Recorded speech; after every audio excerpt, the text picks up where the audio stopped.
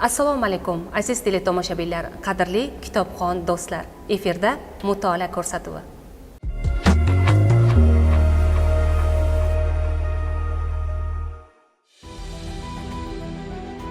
Biz bugun so'z mulkining sultoni, buyuk mutafakkir Mir Alisher Navoiyning Xamsa asaridan o'rin olgan Farhod va Shirin dostoni haqida fikr almashamiz. Suhbatdoshlarimiz dotsent, filologiya fanlari bo'yicha falsafa doktori Odiljon Avaznazarov hamda mustaqil tadqiqotchi Aziza Qarshiyeva. Farhod va Shirin dostonining kirish qismi, mazmuni, g'oyasi va obrazlari haqida ko'rsatuvimizning avvalgi sonida so'z yuritilgan.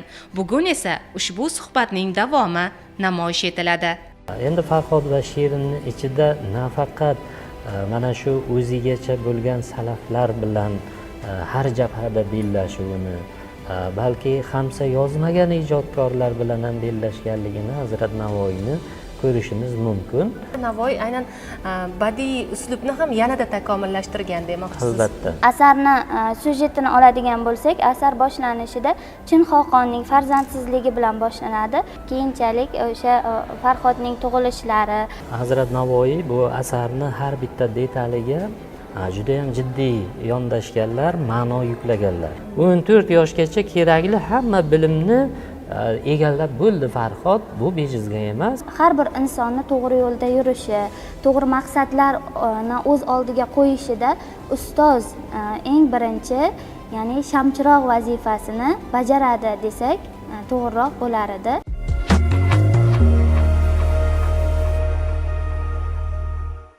Har bir inson ma'lum bir maqsad qo'yar ekan, bu yo'lda borish uchun o'ziga ustoz tanlashi muhim hisoblanadi. Ayniqsa, o'ziga qanday ustoz, qanday yo'lboshchi tanlayotganda insonning bu fitratiga bog'liq. Biz ko'proq qanday ustozlarni tanlashimiz kerak? Endi albatta to'g'ri aytdingiz. Bu har bir kishini taqdirida qaysidir bir ustozning ro'baro kelishi odamning o'zining fitrati bilan ham bog'liq. Odamning fitratida masalan umuman qalbida, ruhiyatida demak poklik, mukammallikka intilish bo'ladigan bo'lsa, yaxshi niyatlar, yaxshi orzular, yaxshi umidlar bo'ladigan bo'lsa, bunyodkorlikka moyil bo'lsa odam, albatta taqdir o'ziga mos, o'ziga xos bir ustozni ro'baro qiladi. Buni Farhodning taqdirida ko'rishimiz mumkin. Farhod birinchi boniydan, moniydan, qorandan ta'lim oldi. Kimdan? Biridan bunyodkorlikni, biridan naqqoshlikni va hokazo. Buni adabiyotlarda bu dunyoviy ilmlarni o'rgandi mana shu 3 ta ustozdan deb talqin qilinadi. Bu boshqacha tasavvufiy talqinlar ham berish mumkin. Undan keyin uni taqdirida Xizr paydo bo'ldi. Xizr ro'baro bo'ldi safardalik vaqtida. Xizrdan ta'lim oldi. Bu ham demakki taqdiriga bitilgan ustoz ekanligini ko'rsatadi. Demak, umuman Farhod va Shirin asarining syujeti, kompozitsiyasi ikkita safarga qurilgan. Ya'niki birinchi umuman bu safarlarni boshlanishida bir turtki bo'lgan narsa bu ko'zgu hisoblanadi. O'sha sehrli ko'zgu. Ya'ni buni voqeasi qanday bo'ldi? Farhodga otasi Chin Xoqoni endi kamolga yetgandan keyin butun toju taxtni, podshohlikni topshiraman, davlatni topshiraman deb unga taklif qilganda Farhod rad etdi. Ya'niki men holi demak o'rganishim kerak, podshohlikni, boshqaruvni umuman tanishishim kerak, demak xazina bilan, demak saltanatni barcha sirlarini bir o'rganay, vaqt bering deb taxtni inkor qildi. Va mana shu yerda ham bir tasavvufiy yuqorida vodiylarni sanadik-ku.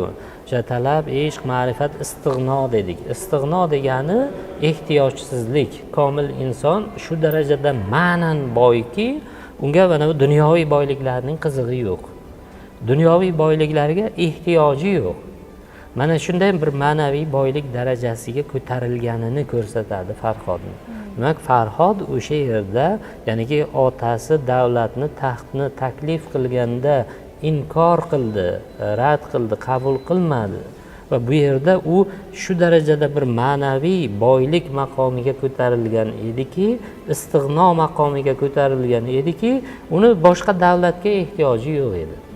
mana shunday talqin qilishimiz mumkin bo'ladi. Mana shundan keyin o'sha toju taxtni hamma demak sirlari bilan tanishib boshladi va xazinalarning birida sehrli bir ko'zguga duch keldi va bu taqdir ko'zgusi edi va ko'zguda orqasida yozib qo'yilgan ediki, bu ko'zgu sehrli ko'zgu, bu Iskandardan qolgan oynai iskandariy hisoblanadi. Buni Iskandar 400 ta Aflotundek keladigan olimlarga yasattirgan.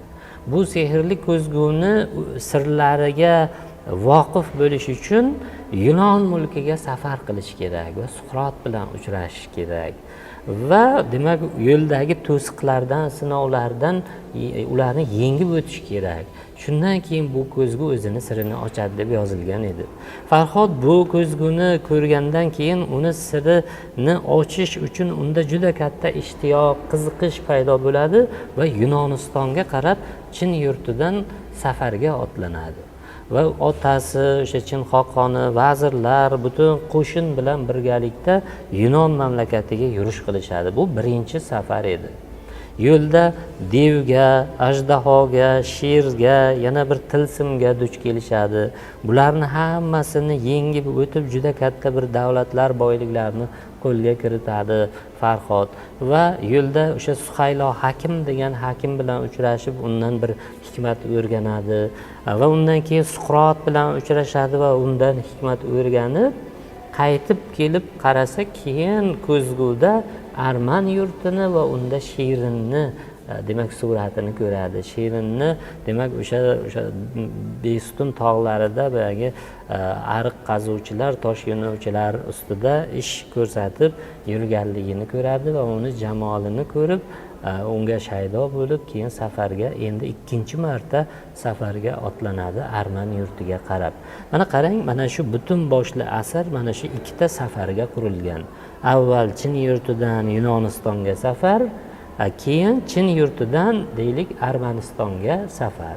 Bu yerda Yunoniston nima uchun tanlangan degan savol tabiiy paydo bo'ladi. Yunoniston bilamiz, o'sha qadimdan faylasuflar, hakimlar, hikmat ahlining yurti. Yunoniston tuprog'ida o'sha sivilizatsiya, madaniyat juda bir kuchli paydo bo'lganligiga ishora bor va umuman insonni o'sha hikmatga intilishi, hikmatni egallashga intilishi sifatida ham buni ko'rish mumkin. Demak, Yunoniston timsolida bir hikmat mamlakati, ilmlar mamlakati bu yerda nazarda tutilyapti. Va Farhod mana shularni hammasini egalladi dastlabki safarda. Demak, mana shu ilm bilan, hikmat bilan, demak, mantiq bilan, aql bilan, hunar bilan demak kamolga yetgandan keyin boyagi qalb ko'zgusi demak nurlandi va u yerda boyagi Arman yurti va undagi Shirin aks etdi. Ko'zgu aslida o'sha ko'ngil ko'zgusi, ramz hisoblanadi u ham.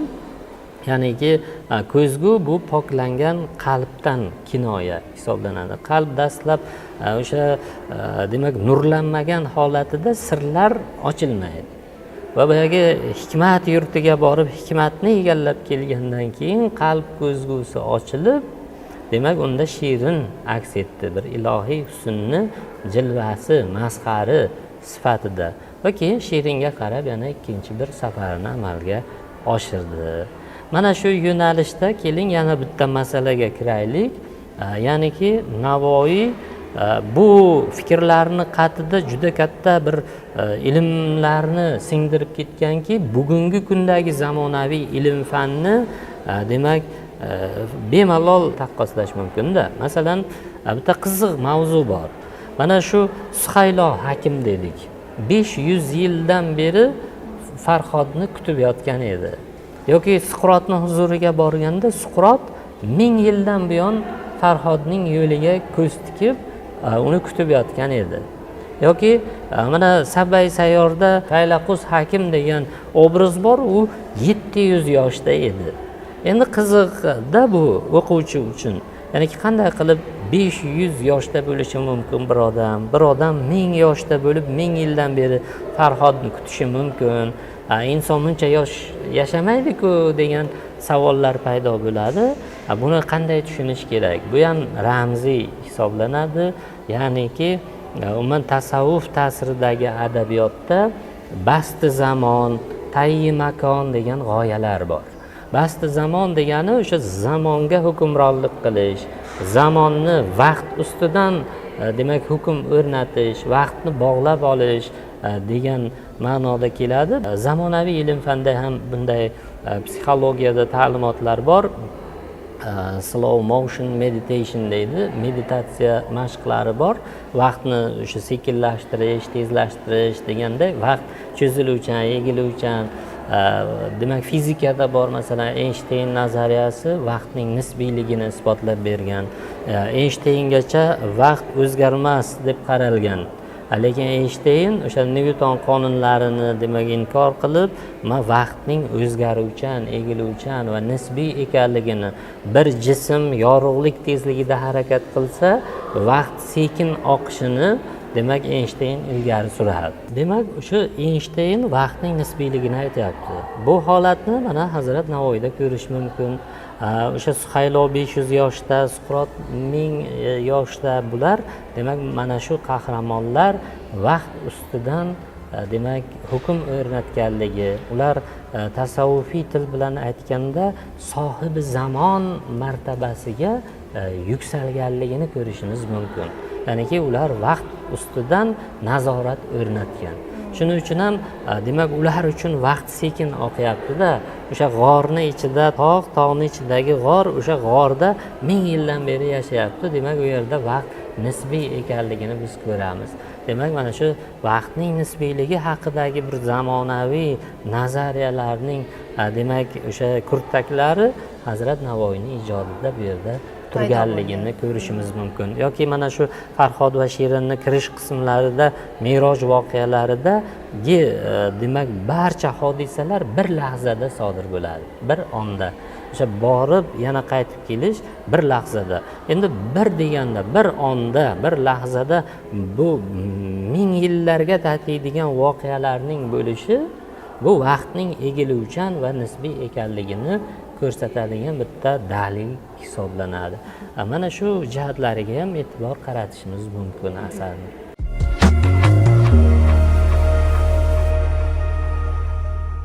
Dostonda ayollar obrazi ham juda ham chiroyli mohirona tarzda yoritib berilganda, aynan ayollarning ilm ma'rifatli bo'lishi kerakligi, nechog'lik o'sha go'zal xulqqa ega bo'lish uchun avvalo o'zlarida ana shu barcha yaxshi xislatlarni jo qilish kerakliklari haqida Navoiy talqinlar bilan, ko'pdan ko'p ifodalar bilan yoritib beradida. Keling endi siz ayollar obrazi haqida to'xtalib o'tsangiz. Albatta, Navoiy aynan Farhod va Shirin dostonida ayollar obraziga juda ham katta ahamiyat va e'tibor bergan.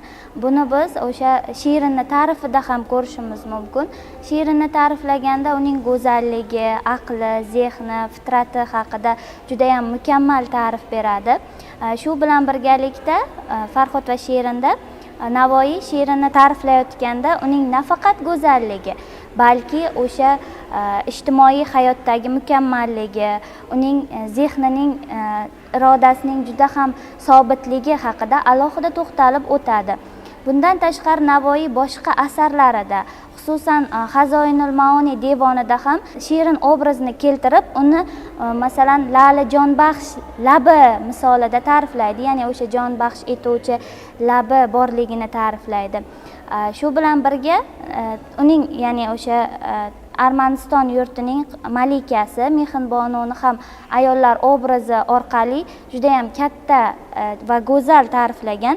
Masalan, Armanistonni hukmdori ayol kishi bo'lganligi, uning ijtimoiy hayotdagi o'rni, ya'ni harakatlari, uning ijtimoiy hayotga, xalqqa tegadigan foydasi haqida gapirib o'tadi. Masalan, o'sha Mehribononi qilgan ishlari va uning jiyanini voris etib tayinlash, ya'ni undan keyingi bo'ladigan hukmdor ham aynan ayol kishi bo'lganligini buni ko'rishimiz mumkin. Shirinning esa juda ham ko'plab xalq uchun, millat uchun qilgan ya'ni fidoyiliklarni ko'rsatish ham alohida e'tiborga loyiqdir. Masalan, Shirinning o'sha narigi tog' tarafdan ariq qozib olib kelish ham buning yaqqol isboti hisoblanadi. Bundan tashqari yana 10 ga yaqin go'zal ayollar obrazi keltirilgan. Ya'ni o'sha Farhod ular bilan bellashuv orasida, ya'ni ularni ham shunchalik go'zal va aqlli, zehnli bo'lishiga qaramay Farhod ularni nardda yoki mot qilgani, bundan tashqari aqli, tafakkuri bilan ayollarni dog'da qoldirganini ko'rsatib o'tadi.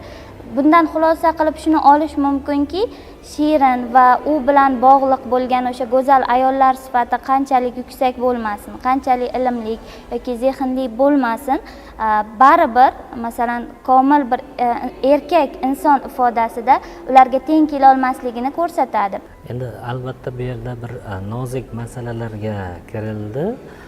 Ya'niki o'sha e'tibor qilaylik, masalan 10 ta har sohada mohir bo'lgan qizlar obraziga, Farhod va Shirinda. Bu yerda Dilorom, Diloso va hokazo mana shu ismlari bilan beradilar Navoiy. 10 ta qiz har biri bir fanda mohir edi. Bittasi masalan fiqh ilmida, bittasi handasada, bittasi tarixda, bittasi tib ilmida, bittasi riyoziyotda va hokazo. Mana shu butun jamiyatni demak ko'tarib turadigan eng asosiy, bittasi misol astronomiyada, eng asosiy mana shunday ilmlarni 10 tasida o'sha 10 ta qiz tengsiz edi o'zini zamonasida. Demak, qarang, Navoiyning dunyoqarashi bo'yicha o'sha ayollar qay darajada ilmli bo'lish kerak. Bu ham o'sha hadislarga borib taqaladi. Hadisda aytiladi-ku, ilm olish har bir mo'min erkak va ayolning burchidir mazmunida. Demak, mana shunday shu hadisga mos tushadi Navoiyning qahramonlari va demak mana shu 10 ta qiz o'sha ilmlarda Farhod bilan bellashadi, bahslashadi, savol-javob qilishadi. Mana shu savol-javoblarda o'sha 10 ta qiz har qancha bilimdon tengsiz bo'lmasin, Farhod ulardan-da yuksakroq bilimga ega edi va ularni o'sha savol-javoblarda mot qilib qo'yadi. Endi Navoiy aytmoqchilarki, mana yuqorida to'g'ri aytilganidek, demak, ayol kishi bilimli, donishmand bo'lishi kerak. Lekin har qancha donishmand, bilimdon bo'lsa-da, erkak kishi albatta undan ko'ra ham ko'proq bilimga sohib bo'lish kerak degan vazifani qo'yaptilarki, bu bugungi kun uchun biz uchun bir ibrat.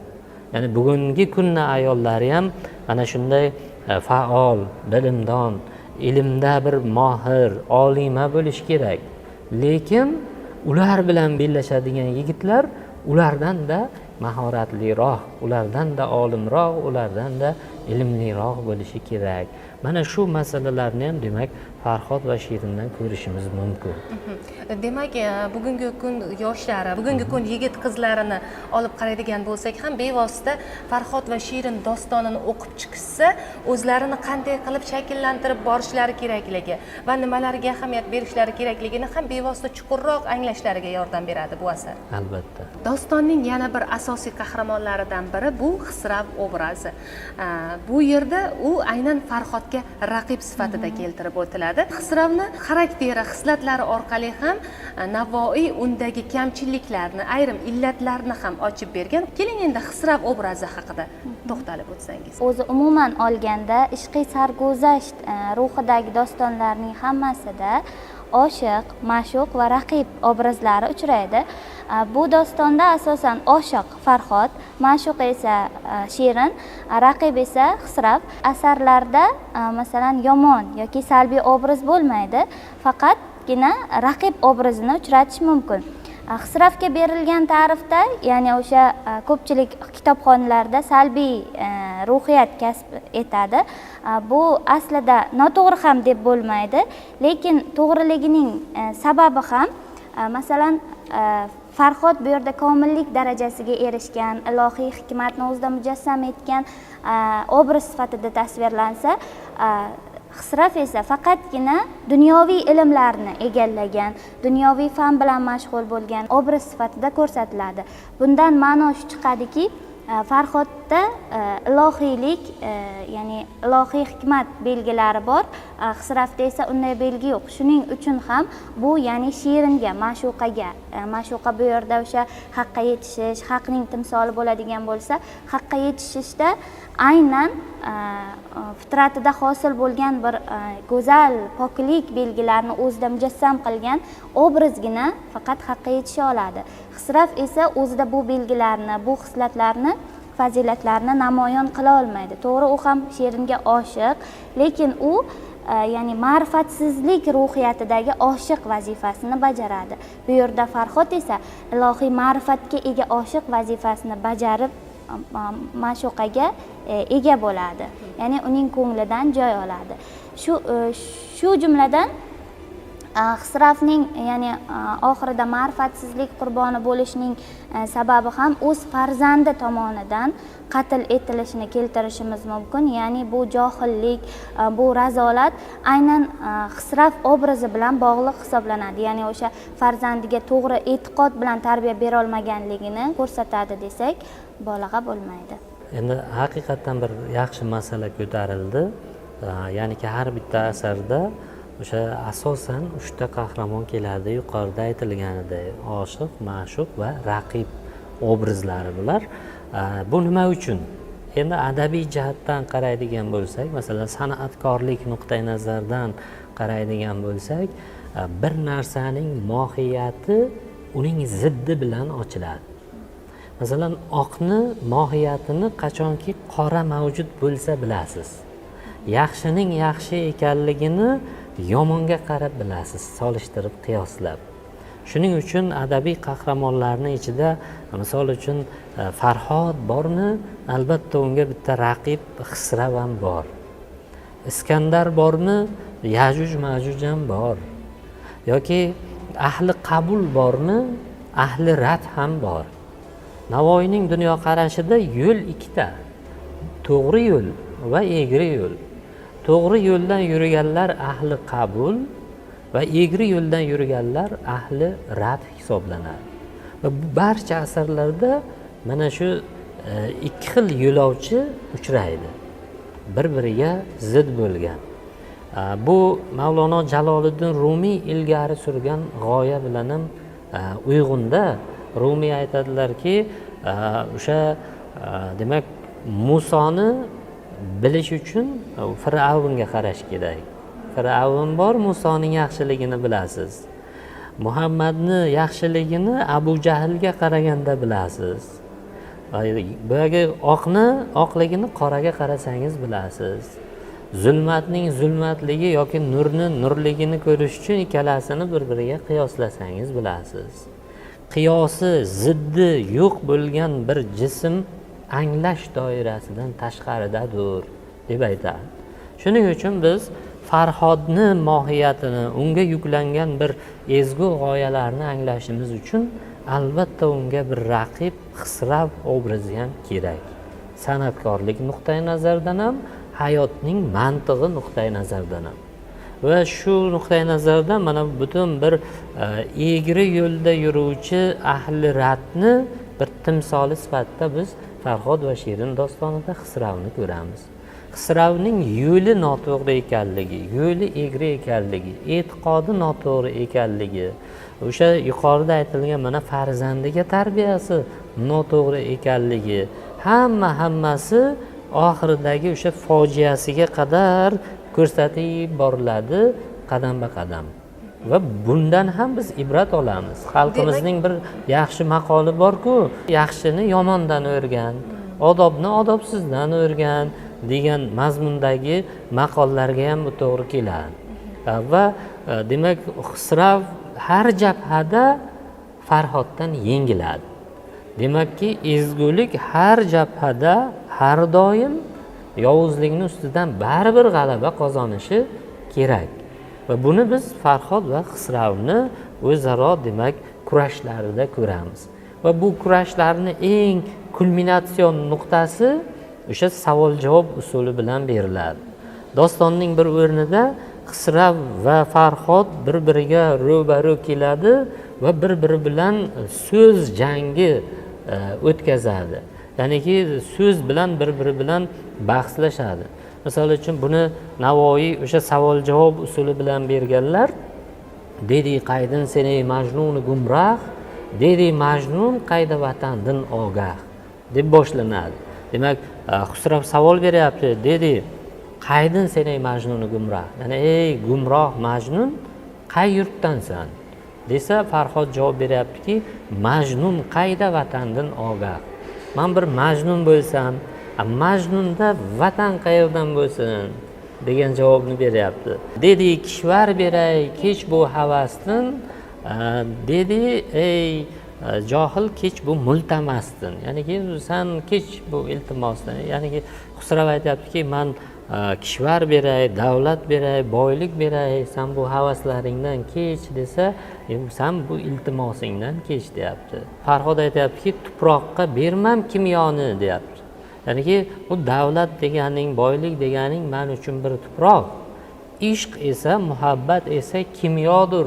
Ya'ni tuproqni oltinga aylantiruvchi va eliksir, kimyodir deb aytyapti. Men tuproqqa hech zamon kimyoni almashamanmi degan demak javobni qaytaryapti. Mana shu savol javoblarda Xusravning naqadar kalta o'ylashi va Farhodning naqadar bir donishmand ekanligi ochiladi. Aynan savol javobda ham ularni aslida kim ekanligi, ularni qiyofasi ana shu dialogda ochiladi.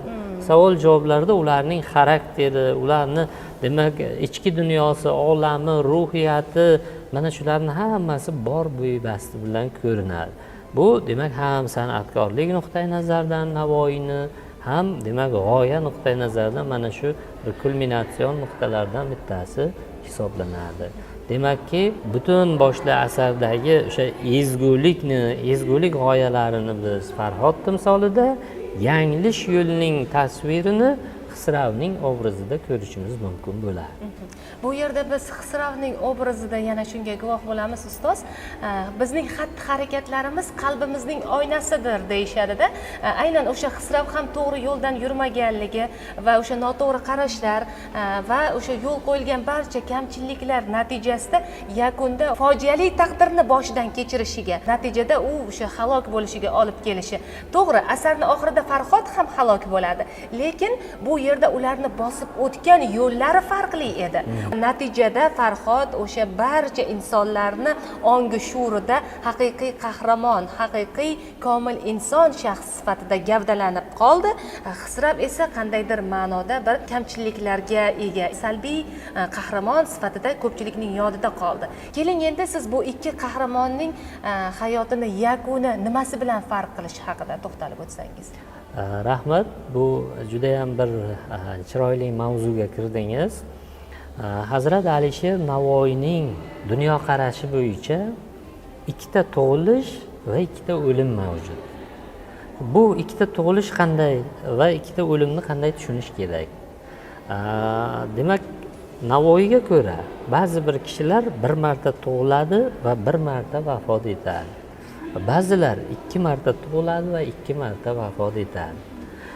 Demak, Xusrav timsolida bir marta tug'ilib, bir marta o'ladigan odamlarni tasavvur qilish mumkin. Farhodning qiyofasida, obrazida 2 marta tug'ilib, 2 marta vafot etadigan, o'ladigan odamlarni ko'rish mumkin. Bu qanday? Bu nima degani? Bu shundayki, birinchi tug'ilish bu jismoniy tug'ilish. Va mana shu birinchi tug'ilishdan keyin komil insonlarda birinchi o'lim sodir bo'ladi. Bu nafsning, yomon hislatlarning, yomonliklar, umuman illatlar, mana shularning o'limi. O'zidan soqit qilishi. Mana shulardan poklanishi ramziy ma'noda birinchi o'lim deb aytiladi. Buni o'lmasdan burun o'lish, o'lmasdan avval o'lish deb aytiladi adabiyotda. Ya'niki demak, mana shu komil insonlar birinchi tug'ilishi bu jismoniy tug'ilishi va keyin o'zidan o'sha yomon illatlarni, yomonliklarni hammasini soqit qilib, ulardan poklanishi, ya'ni o'lmasdan avval nafsini o'ldirishi bu birinchi o'lish. Va keyin mana shu birinchi o'lishdan, nafs o'ldirishdan keyin ikkinchi tug'ilish sodir bo'ladi. Ya'niki ruhan nafsini o'ldirgan odam komil inson sifatida qayta tug'iladi. Va bu demak ikkinchi tug'ilish. Va keyin yana umrning oxirida jismoniy yana ikkinchi o'lish. Demak, Farhodda xuddi shu holat sodir bo'ldi. U dastlab Chin xoqonining xonadonida tug'ildi. Bu birinchi tug'ilish. Keyin birinchi o'lim. Ya'niki u o'sha ko'zgudagi sirlarni kashf qilish nuqtasiga yetib kelganda u butunlay poklanib, komil inson sifatida qayta tug'ilganligining timsoli bu. Demak, bu ham o'sha nafsini o'ldirib, demak birinchi o'lmasdan avval o'lganligining ramzi va komil inson sifatida qayta tug'ilganligi, ikkinchi tug'ilishining ramzi hisoblanadi. Asarni dostonning oxirida esa yana demak vafot etdi, dunyodan ko'z yumdi. Bu endi ikkinchi demak o'limi edi uning. Xisravda bu holat sodir bo'lmadi. U faqat jismonan tug'ildi, lekin o'lmasdan avval o'la olmadi, komil inson sifatida qayta tug'ila olmadi va yana jismonan umrining oxirida halok bo'ldi fojiali tarzda. Demakki, unda komillik sifati tarbiyalanmadi va komil inson sifatida qayta tug'ilmadi va nafsini o'ldira olmadi. Demak, Farhodning tug'ilishi va vafoti Xisravning tug'ilishi va vafoti ana shunisi bilan farq qiladi. Rahmat. Asarni yakunida shu Farhod vafot etdi va lekin vafot etgunga qadar ham u o'sha xalqni dardi bilan yashadi. Xalq uchun kerakli bo'lgan suvni chiqarishda, ariqni qazib kelishda o'zini mehnati, mashaqqati bilan xalqqa foydasi, nafi tegdi-da. Biz bu asardan shunday xulosaga kelishimiz mumkinki, inson bir maqsad yo'lida, agar o'sha maqsad to'g'ri maqsad bo'lsa, chin dildan harakat qilsa, marraga yeta olishi mumkinligini ko'rishimiz mumkin. Keling, endi siz asardan qanday xulosa oldingiz? Mana shu bilan yakunlab bersangiz ko'rsatuvimizni. Endi albatta Farhodning har bir qadamida Navoiy o'zini g'oyalarini, demak Farhodga yuklagan missiyasini chiroyli talqin qilib bera olgan. O'sha suv ochib, suv keltirib, ariq ochib, suv keltirib berishi ham bu ham bejizga emas. Demak Farhod mana shu jarayonda, demak 3 yildan buyon ariqni demak qaza olmagan qancha xaloyiqni huzurida 3 kunda 3 yillik ishni qilib qo'yadi va mana shunday juda katta bunyodkorlikni amalga oshirib beradi. Va shu jarayonda bitta yaxshi bir mashhur gapni aytadi. Hunarni asrabon netgumdir oxir, olib tuproqqami ketgumdir oxir. Ya'ni bunda ham biz uchun ibrat bor. Ya'niki kimdir bir hunarni o'rgandimi, ilmni o'rgandimi, ba'zi birovlar shuni qizg'anadi berishdan. Yo'q, u ilmni Haq taolo kishiga o'zgalarga uzatish uchun bergan sizning qo'lingiz bilan. Va Farhodda shuni ko'ramiz. Navoiyning g'oyasi shundayki, haq ilmni berdimi, hunarni berdimi, hikmatni berdimi, uni xalqning farovonligi yo'lida sarflash kerak. Boshqalar bilan baham ko'rish kerak. Uni hech qachon o'zingizda saqlab turmasligingiz kerak. Siz qancha uni uzataversangiz, sizga yangi bilimlar, yangi ilmlar kelaveradi. Mana shu g'oyani ilgari suradi. Umuman Navoiyda ikkita safar borda, bittasi xalqdan haqqa safar va bu jarayonda o'sha xalqni ichidan chiqqan inson ruhan haqqa yo'naladi va o'zini poklab komil inson darajasiga ko'tariladi haqqa yetishganda, va undan keyin ikkinchi safar boshlanadi. Ya'niki haqdan yana xalqqa, ijtimoiy hayotga qaytish kerak odam. O'sha barkamollikka erishdimi, kamolotga erishdimi, endi u kamolotni xalqning roziligi yo'lida sarflashi kerak. Ijtimoiy hayotga qaytishi kerak va jamiyatni, xalqni, xaloyiqni to'g'ri yo'lga boshqarish, ularga manfaat yetkazish yo'lida o'zini kuchini, g'ayratini sarflash kerak. Buni biz Farhodning qiyofasida, Farhodning timsolida ko'ramiz dostonda. Navoiyning bu dostondan shunday xulosa chiqarish mumkinki, yo'l yomonu yaxshisidan yemag'am, bismilloh degilu qo'ygil qadam. Ya'ni Farhod o'z maqsadiga yetishish yo'lida, o'sha komillik darajasiga yetishish yo'lida yo'lning qandayligidan g'am yemasdan turib, u o'sha maqsadga zabardast ilgariladi va oxirida u maqsadiga komillik darajasiga ega bo'lgan holda yetishdi. Bundan ko'rinib turibdiki, har bir inson o'z oldiga maqsad qo'ydimi, bu yo'ldan hech ham chalg'imasdan oqilona va zabardast davom etishi va o'z maqsadiga erishishi kerakligini, ya'ni mukammal darajada erishishi kerakligini ko'rsatib berdi. Navoiy ijodi umuman olganda mumtoz adabiyotimiz bir ibrat maktabidir. Bu ibrat maktabidan har birimiz o'zimizga yarasha, o'zimizga kerakli bo'lgan bilimlarni va xulosalarni olishimiz, ulardan oqilona foydalanishimiz kerak. Bu yo'lda barcha yoshlarga ham shuni tavsiya qilamanki, Navoiy asarlaridan oqilona tarzda o'qib, o'rganib va o'zlariga kerakli bilimlarni egallashlarini maslahat bergan bo'lar edim. Albatta, Navoiy ijodining ko'lami nihoyatda keng. Uning asarlarida o'rin olgan juda ham bir tahliliy, falsafiy qarashlar bizni dunyoqarashimizni yanada shakllantiradi, yanada o'stiradi. Shunday ekan, barcha kitobxon do'stlarimizga Navoiy asarlarini o'qishingizni qayta va qayta tavsiya etib qolaveramiz. Siz albatta Navoiyga qayting, Navoiyni o'rganing, uning asarlarini chuqur tahlil qilib boring va o'zingiz uchun hayot ko'nikmalarida, hayot yo'llarida bemalol foydalaning deb qolamiz. E'tiboringiz markazida mutolaa ko'rsatuvi edi. Yana ko'rishguncha xayr, salomat bo'ling azizlar.